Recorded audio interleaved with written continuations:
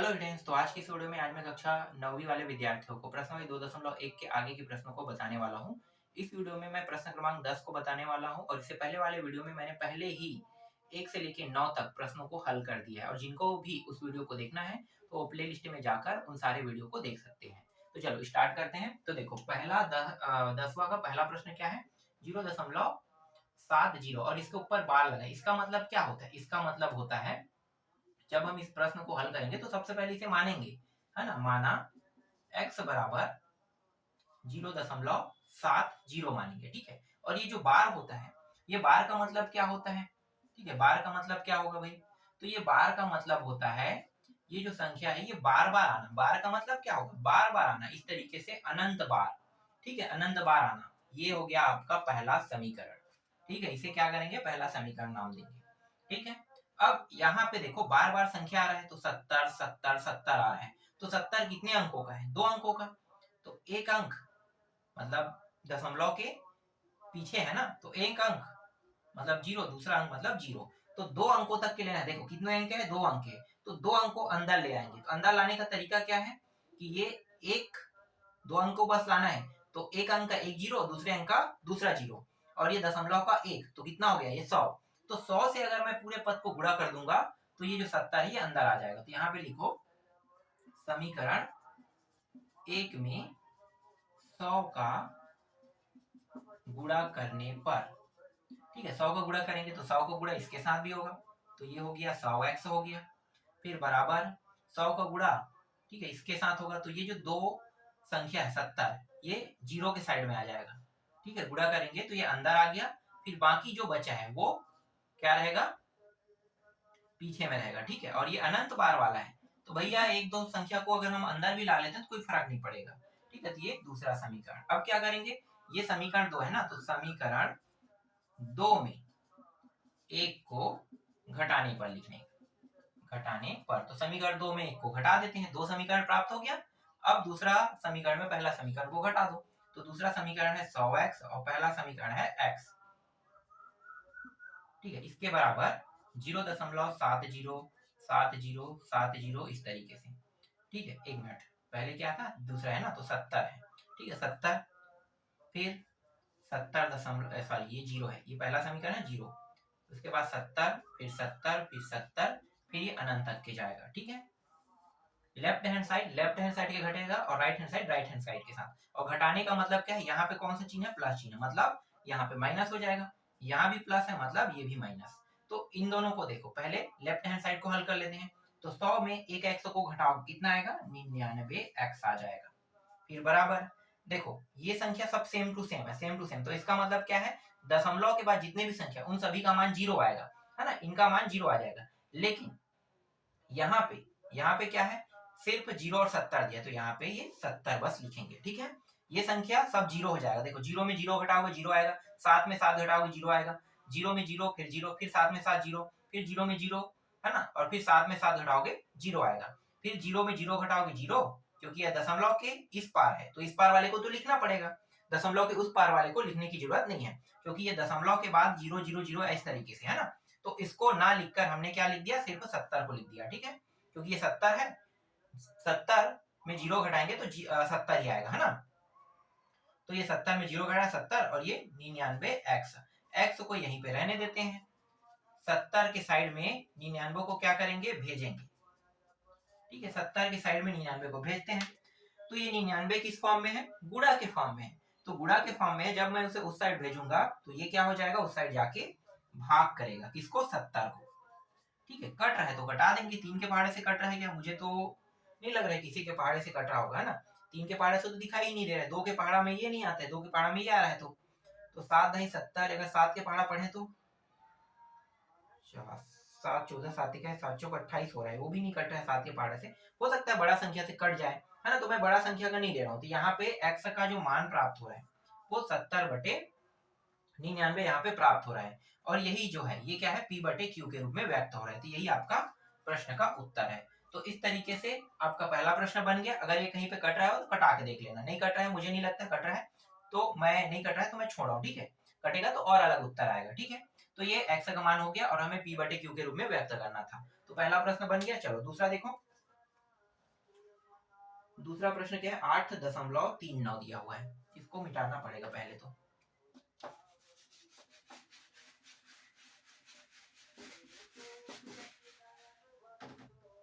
दूसरा प्रश्न है 8.39 और यहाँ भी क्या दिया हुआ है, देखो बार दिया हुआ है। तो इस प्रश्न को कैसे हल करोगे, 8 दशमलव ये जो 3 इसको कैसे हल करोगे? तो भाई हल करने का तरीका तो सबका एक ही रहता है ना। सबसे पहले इसे कुछ मान लेते हैं, तो x मान लेते हैं, x बराबर 8.39। बार का मतलब जो 3 है जिसे हम 29 कहते हैं, ये बार बार बार बार आ रहा है। तो इसे लिखते कैसे हैं, इसे लिखते हैं 8.39 फिर 3 फिर 3 फिर डॉट डॉट डॉट, इस तरीके से पहला समीकरण नाम दे देते हैं। ठीक है, पहला समीकरण नाम दे दिए।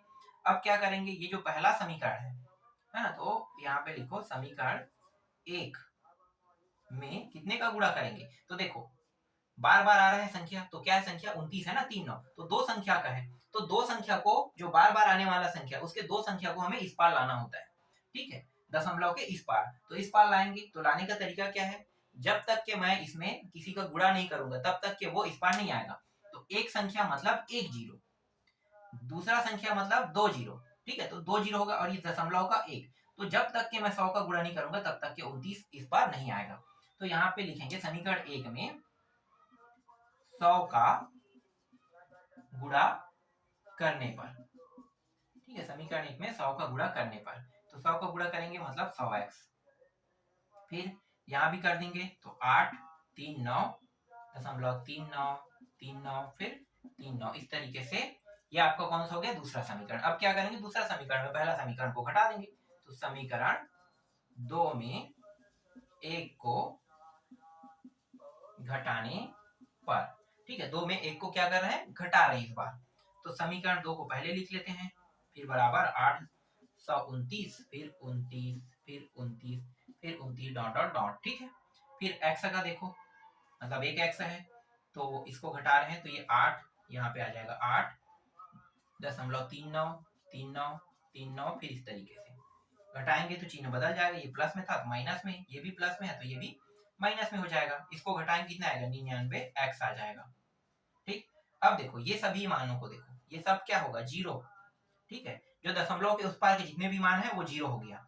अब ये वाला देखते हैं, तो देखो ये एक अंक में है और ये 3 अंक में, इकाई और इकाई का जो घटाना है वो इकाई इकाई के साथ घटाना है। ठीक है, तो इकाई इकाई को देखो 8 है और एक 9 है, तो यहाँ पे एक बचेगा, 9 में 8 घटाओगे तो एक बचेगा।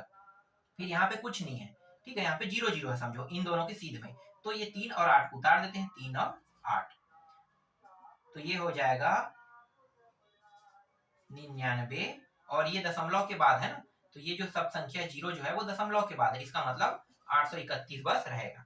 फिर x को यहीं पे रहने देते हैं और 99 को उस पार भेज देते हैं। तो 99 उस साइड जाके क्या करेगा, क्योंकि ये गुणा में है, गुणा में इसलिए इस साइड जाके ये इसको भाग करेगा। अब देखो कटा के कहीं कट तो नहीं रहा है, तो 3 के पहाड़े में देखते हैं, ये तो कट रहा है, 3 के पहाड़े में आता है, 3 के पहाड़े में ये भी आता है क्या, 3 दूनी 6, 2 और 3, 3 7 21 फिर 2, 3 के पहाड़े में ये कट रहा है, तो 3 दिया 3 दिया। ठीक है, 3 बार में ये नीचे वाला कट गया, ऊपर वाला 3 दूनी 2 बार में, 2 3 दूनी 6, तो कितना बचेगा, 6 के बाद 7 8 2, तो 2 और 3 को उतारोगे तो कितना हो जाएगा 23, 23 को करो 3 7 21, फिर 2 आएगा, 2 और 1 फिर 3 7 21, है ना, 7 बार में। फिर चेक कर लेते हैं अगर 3 के पहाड़े से कट रहा है तो देखो 3 निया 27, तो 3 के पहाड़े से तो नहीं कट रहा है इस बार, कहीं 11 के पहाड़ा से थोड़ी कट रहा है। अब मतलब पहाड़ा जो है वो बड़ा बड़ा पढ़ते जाना है। ठीक है, तो पढ़ते जाएंगे तो ये किसी ना किसी संख्या से कटेगा, तो ठीक है, नहीं कटेगा तो यहीं पे क्या करेंगे, इसे रोक देंगे। तो इसे आगे हल करके देखना अगर कट रहा होगा तो। ठीक है, 23 33 का भाग करके देख लो, भाग करोगे तो भी हो जाएगा, मैं छोटे छोटे काट के देख रहा था। ठीक है, तो यहीं पे मैं इसको उत्तर मान लेता हूँ, तो x का मान कितना आ रहा है, 277/33 आ रहा है। ठीक है, ये रहा आपके दूसरे प्रश्न का उत्तर। ठीक है, दूसरा समझ में आ गया। चलो तीसरा प्रश्न देखते हैं।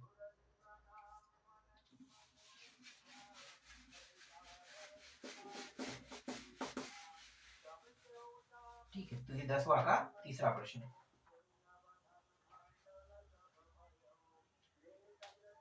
कितना है, 3 दशमलव तीसरा प्रश्न,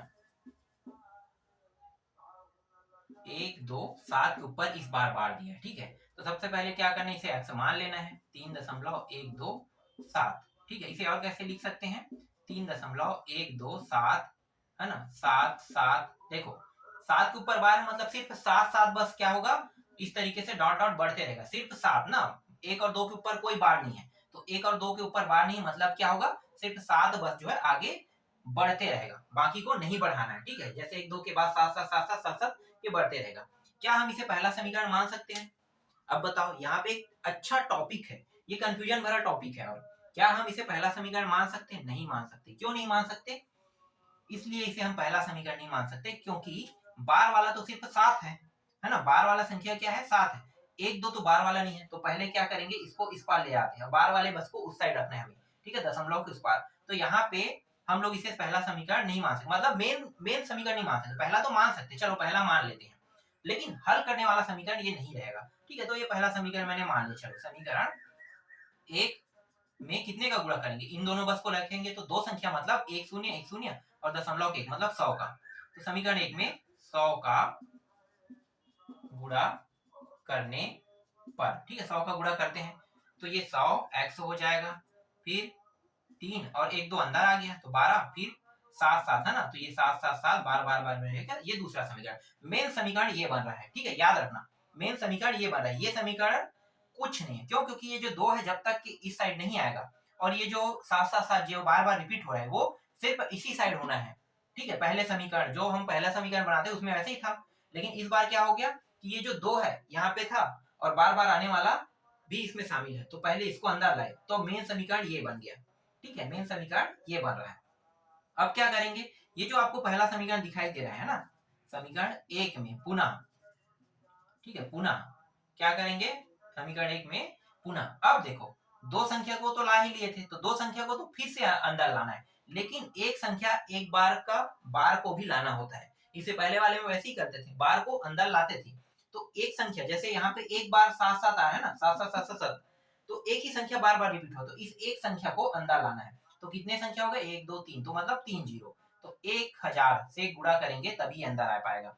तो पुनः समीकरण 1 में 1000 का गुणा करने पर, ठीक है, गुणा करने पर, तो इस समीकरण में 1000 का गुणा कर देंगे, 1000x हो गया, फिर 3 1 2 7 दशमलव 7 7 7, ये इस तरीके से बढ़ते रहेगा। ये रहा आपका तीसरा समीकरण। अब क्या करेंगे, मेन समीकरण ये दोनों है, तो समीकरण 3 में समीकरण 2 को घटा दो, तो समीकरण 3 में 2 को घटाने पर, तो 1000x में 100x को घटा रहे हैं, फिर बराबर है ना, बराबर के उस पार वाले को उस पार लिखना होता है, तो 3 1 2 7 दशमलव 7 7 7 डॉट डॉट डॉट है ना, फिर ये 312.777, देखो इस तरीके से घटाएंगे तो ये प्लस था माइनस हो जाएगा, ये भी प्लस था तो ये माइनस हो जाएगा, 100 घटाएंगे तो कितना बचेगा, 900।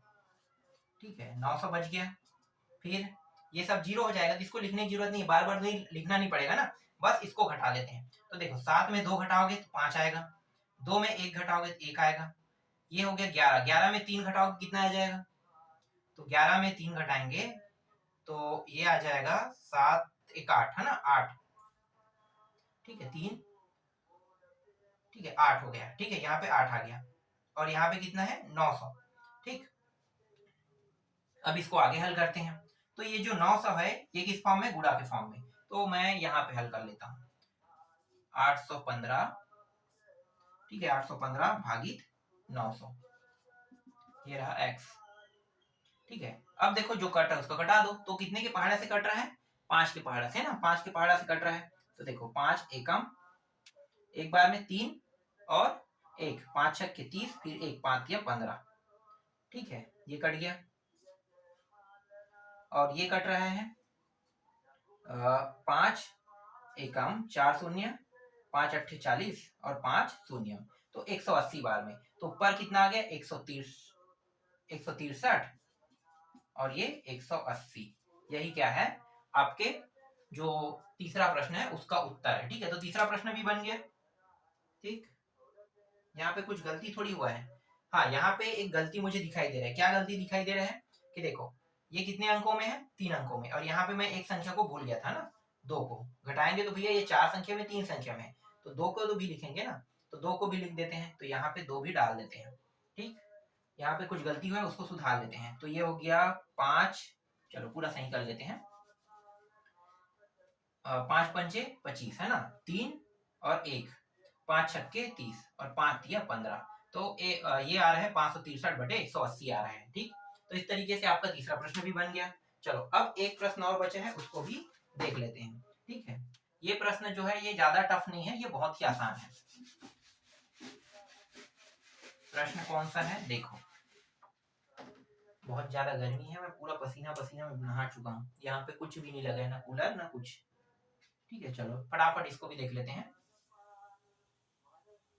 तो x बराबर, सॉरी x बराबर लिख रहा हूँ 5.125 दिया, इसके ऊपर बार दिया है। चलो अब इसको कैसे बनाओगे? ठीक है, इस प्रश्न को बना के देखना, मैं बहुत सारे प्रश्नों को नहीं बता सकता, कम से कम एक प्रश्न को तो छोड़ूंगा आप लोगों के लिए, कम से कम एक प्रश्न को आप लोग बना के देखो। तो ये जो प्रश्न है 10वां का चौथा, इसको बना के देखना, जैसे मैंने बनाया है वैसे ही ये भी बनेगा। जिनको समझ में आ गया होगा ये बहुत ही आसानी से उन प्रश्नों को बना लेगा, और जिनको समझ में नहीं आएगा वो इन प्रश्नों को नहीं बना पाएगा। तो ये प्रश्नावली 2.1 पूरा कंप्लीट है। इसके बाद मैं नेक्स्ट वीडियो में प्रश्नावली 2.2 को बताऊंगा।